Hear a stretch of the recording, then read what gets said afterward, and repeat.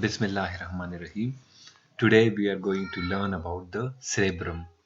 Cerebrum is the largest part of the brain. It makes almost 85% of the brain. It controls all the five senses of the body. That is the sense of smell, the sense of taste, the sense of hearing, the sense of vision, and the sense of touch. It also controls the judgment, the reasoning, the problem solving, the emotions, and learning. It also have something to do with the consolidation of the memory and emotions. The cerebrum is divided into two hemispheres. Now coming toward this diagram, in this diagram we can see that the cerebrum is divided into two hemispheres. This is the cerebrum and this is the right hemisphere, and this is the left hemisphere. The right and left hemisphere are divided by a deep groove. This is a deep groove and this is called longitudinal fissure. The longitudinal fissure divide the right and left hemisphere. On the surface of the brain there exist small grooves. uh, I'm going to maximize this photo.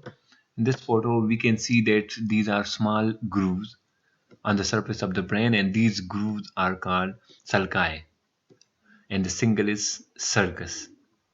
So in between two groove there is a ridge.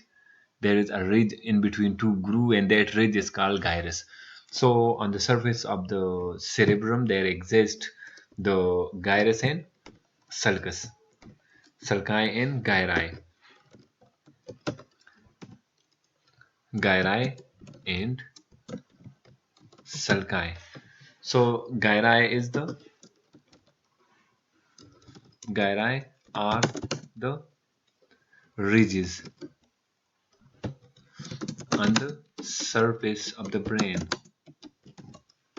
or the surface of the cerebrum, while sulci are the grooves on the surface of the brain. So if the groove is a deep groove, is called fissure. For instance, which fissure? The longitudinal fissure.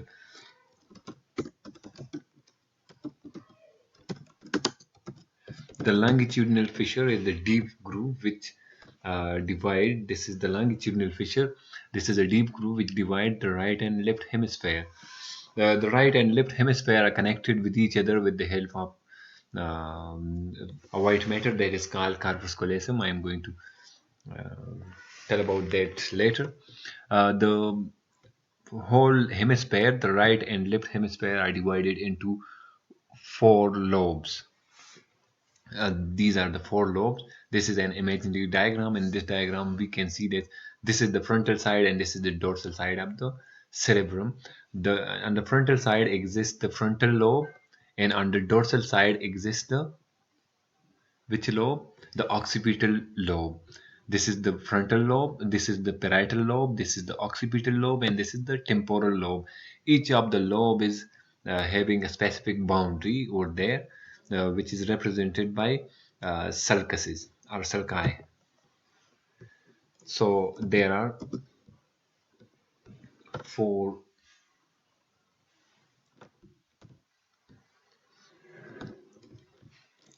major parts of the each hemisphere. That is the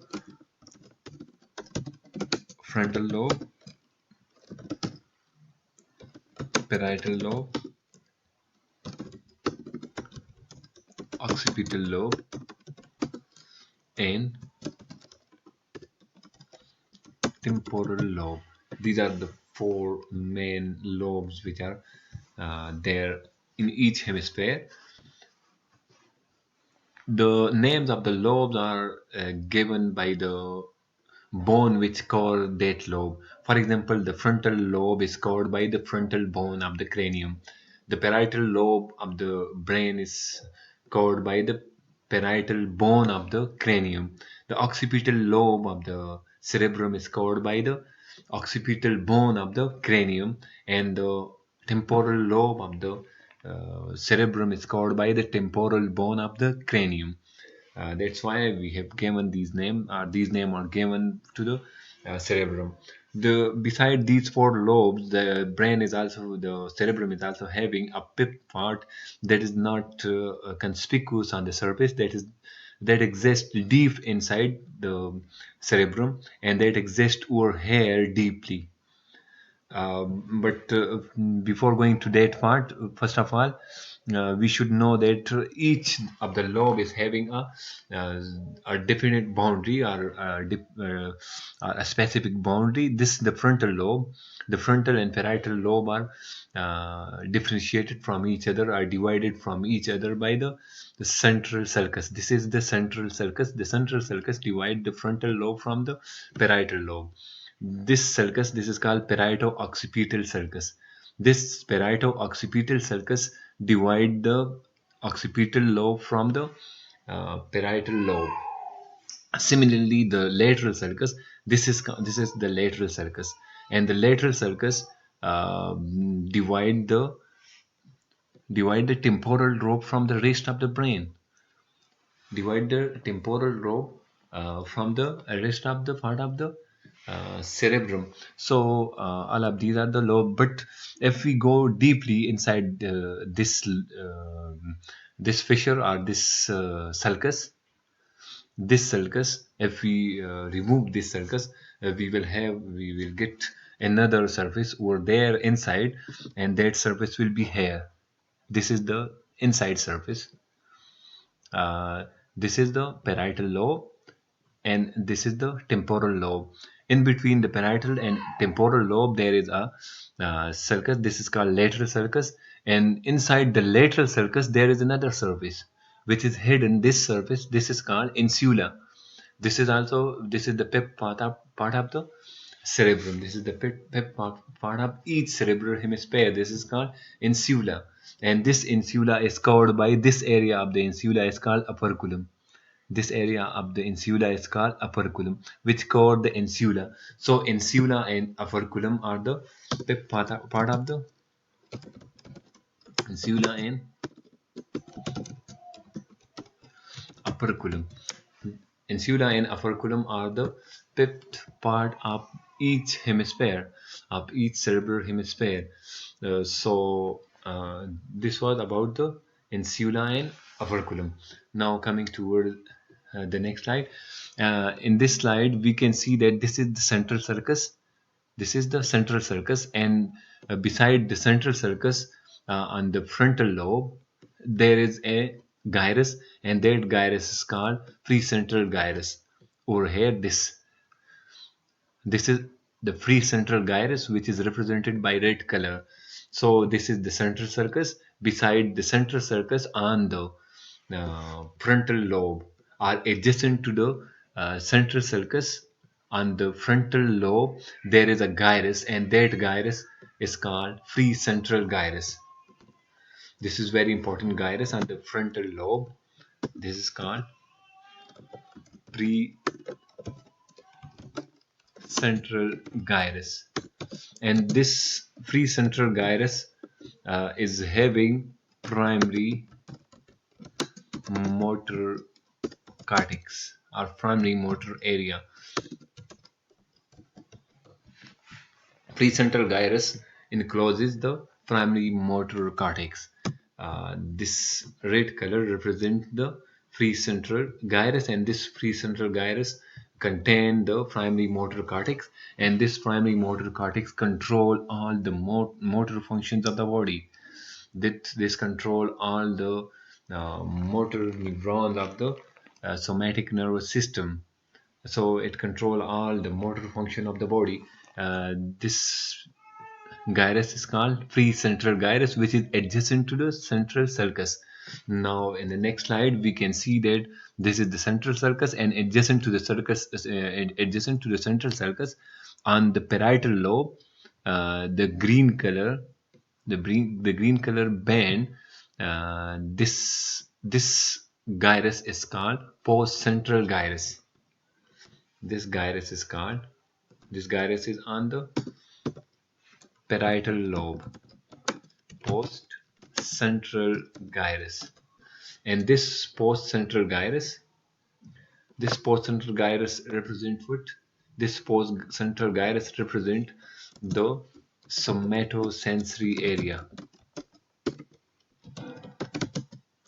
So it represents the somatosensory cortex. So uh, it control all the somatic neuron uh, which comes from the sensory nervous system. It control all the sensory function of the somatic nervous system. It control all the sensory functions of the somatic nervous system. It receive all the neuron from the sensory nervous system or somatic nervous system. It receive. So this is called somatosensory cortex or somatosensory area, and this gyrus is called postcentral gyrus. This gyrus is called postcentral gyrus. The postcentral gyrus exists adjacent to the central gyrus on the parietal lobe, while the precentral gyrus exists on the frontal cortex or the frontal lobe adjacent to the central sulcus. But the fourth central gyrus control all the motor function of the body, and the precentral gyrus control all the motor function of the body, while the fourth central gyrus control all the sensory functions of the body. It control all the sensory functions of the body, or it receive all the sensory information of the body. So this is called somatosensory area. Now, in this diagram, we can see that this area is called corpus callosum. This is a white matter. This is called corpus callosum. The corpus callosum is the area which connect the right hemisphere with the left hemisphere. The corpus callosum connect the right and left hemisphere of the brain, or right and left hemisphere of the cerebrum. Corpus callosum.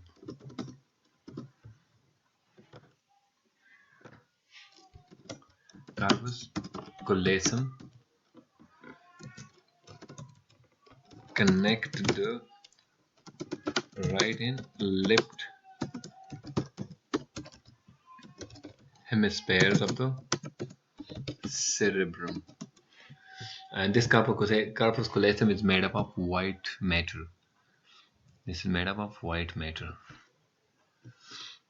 And now in this diagram we can see that this area, from this area to this area, these are represented from this area to this area. This represents the area from this to this portion. I'm going to make it over here.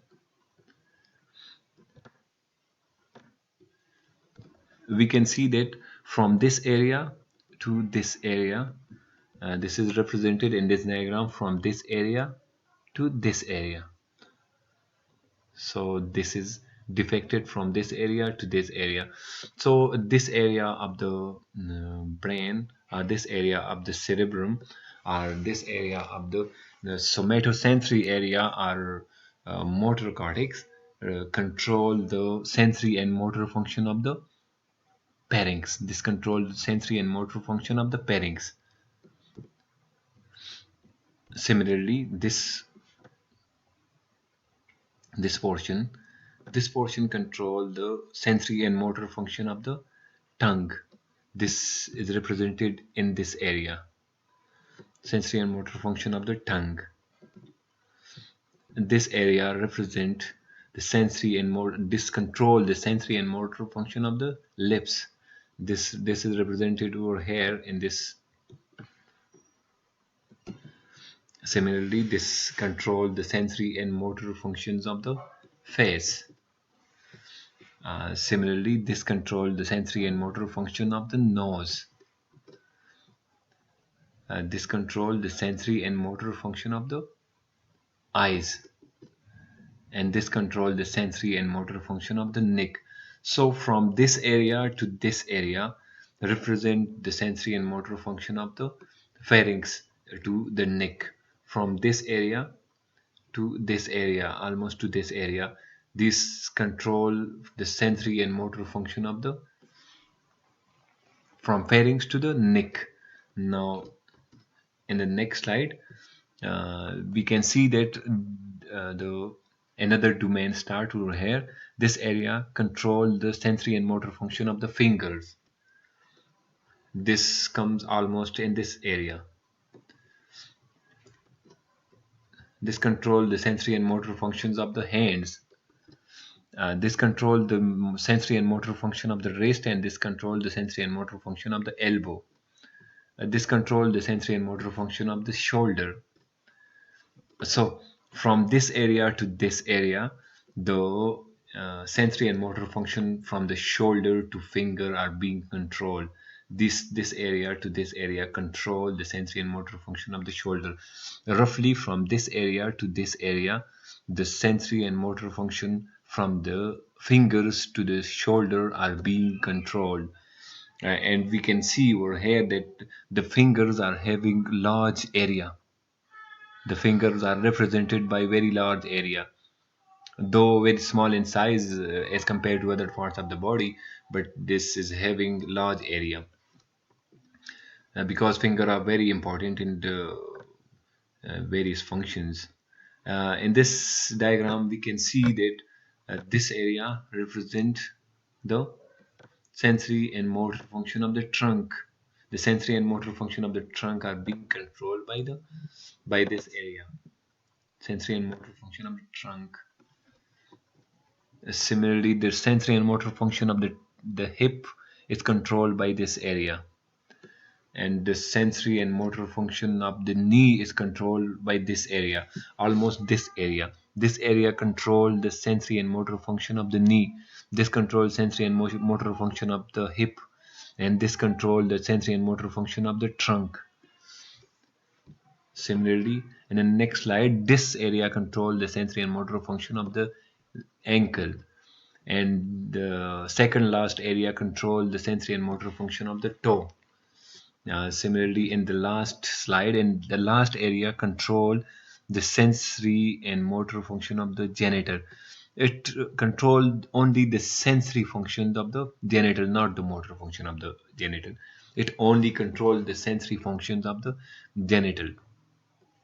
But we can see over here that each and every portion is having a different slide.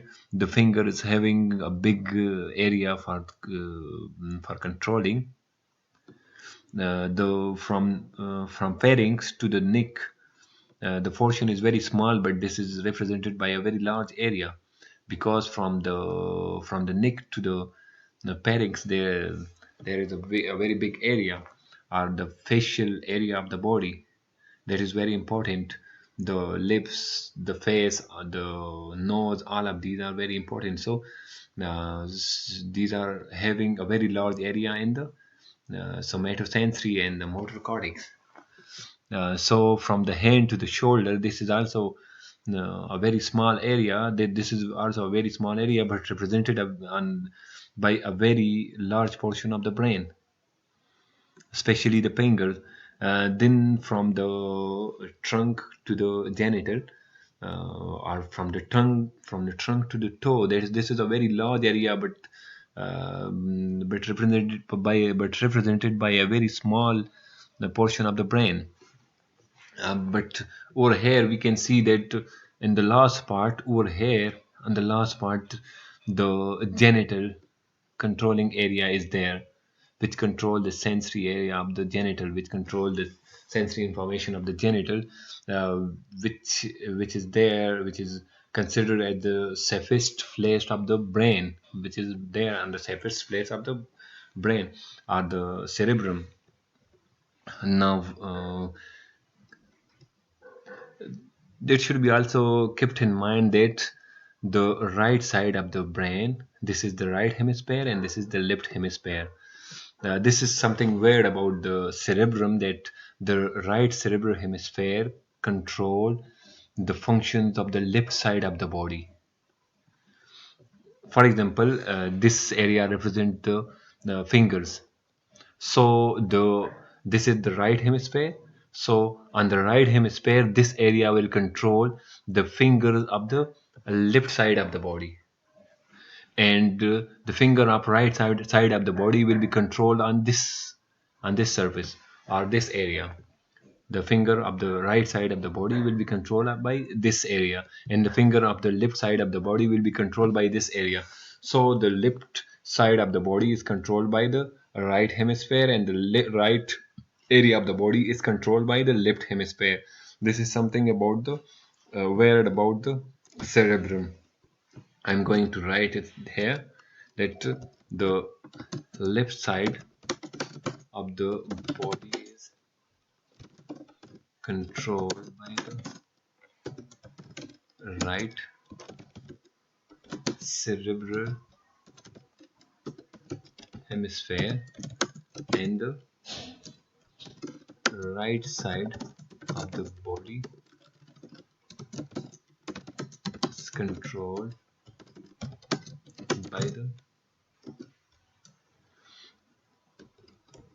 left hemisphere of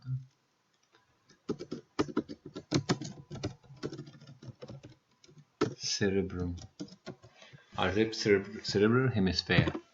So one thing more about the cerebrum, that cerebral, there is a special terminology about the cerebral dominance. Cerebral dominance.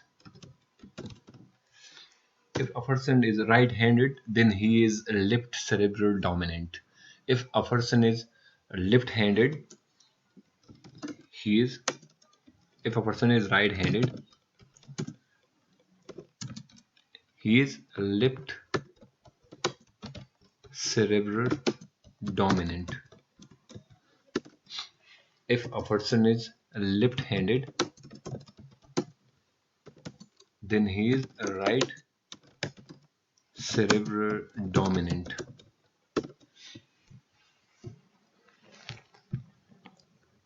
If the prominent functions of the brain is controlled by the if the prominent functions of the brain is controlled by the right hemisphere, then he is uh, a left dominant.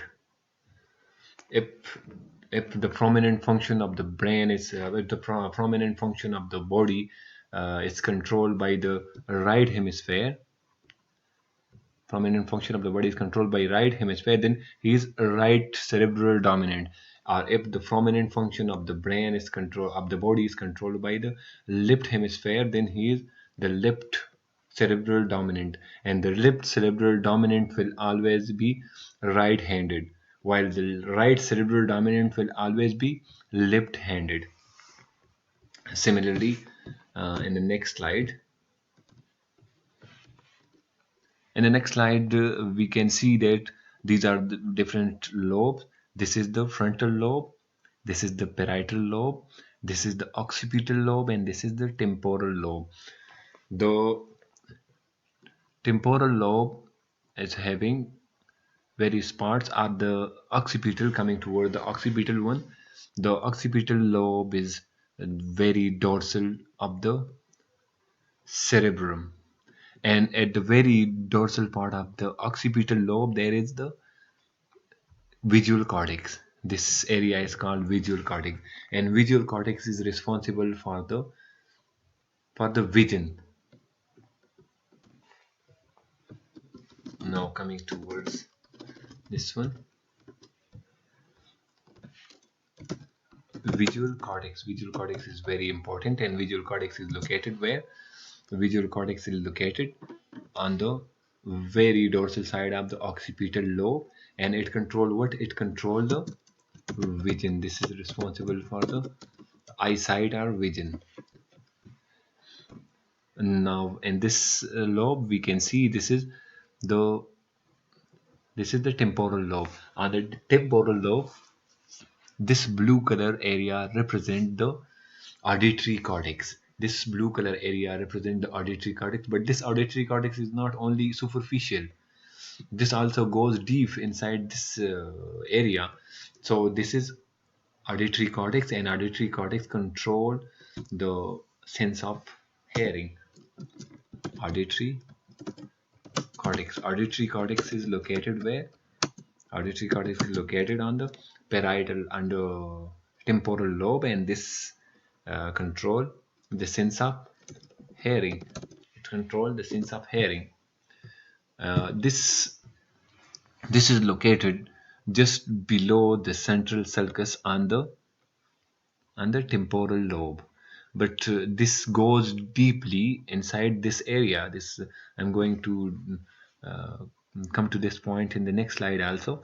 Now in this area represented by the yellow color, this represents the olfactory cortex. The olfactory cortex, this is also very important one. The olfactory cortex, the olfactory cortex is there, and this is responsible for the detection or interpretation of what? Of smell. This is responsible for the sense of smell, for the control of the sense of smell. This is olfactory cortex, and this is always there on the temporal lobe below the frontal cortex. This is the frontal cortex or the frontal lobe. Below the frontal lobe, below the frontal part of the frontal lobe, there is olfactory cortex on the temporal lobe. It controls the sense of smell. Now this red color represent the a special type of area. This is called broca's area.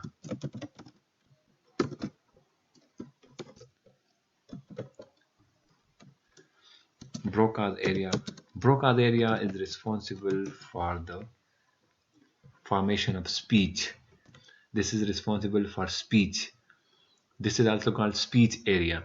But there is one thing very important about the Broca's area, that the Broca's area exists only on one hemisphere. It will either be on the right hemisphere or on the left hemisphere. If a person is right cerebral dominant, then it will be on the right cerebral hemisphere, or if a person is left cerebral dominant, then it will be on the left cerebral hemisphere. This will only be on the one cerebral hemisphere, but all the other area which I have discussed over here, this also exists on the right hemisphere and left hemisphere. The visual cortex, the auditory cortex exists on the right hemisphere and left hemisphere both. The olfactory cortex exists on the right and left hemisphere, but this will be there on the Broca's area will be either on the right hemisphere or on the left hemisphere. Similarly, this control the function, or this control the movement of the tongue while formation of the speech. During the formation of the speech, the movement of the tongue is controlled by this area. For the along with the control of the vocal cord also. Now in this diagram we can see that this is the right cerebral hemisphere and this is the left cerebral hemisphere. In the right cerebral hemisphere we can see that this area and this area is the insula, and this is insula and operculum. This is insula and operculum, but inside over here that on the insula and operculum, and the insula and frontal operculum, there is a cortex. There is an area that is called gustatory cortex. There is an area that is called gustatory cortex, which is responsible for the detection of taste. That is responsible for the detection of taste. Gustatory cortex. Gustatory cortex is responsible for the detection of what? For the detection of taste and flavor. But where is the gustatory cortex located? The gustatory cortex is located on the insula and frontal operculum. The gustatory cortex, I'm going to write it here. Gustatory cortex is located where? On the insula and frontal operculum. So we cannot see this area from the surface. This area cannot be seen from the surface, and this area is responsible for the detection of taste. We get the signal of taste to this area. From this area, we get the detection of taste. So this area is represented by the insula and operculum, and this exists.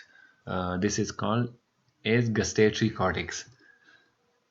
We cannot see this area on the surface, and this area exists over here below the central sulcus, below the central sulcus. If we remove operculum from this area and from this area, and over there we can see that this is over there is an insula and operculum, and on the insula and frontal operculum there is a gustatory cortex, which is responsible for the detection of taste.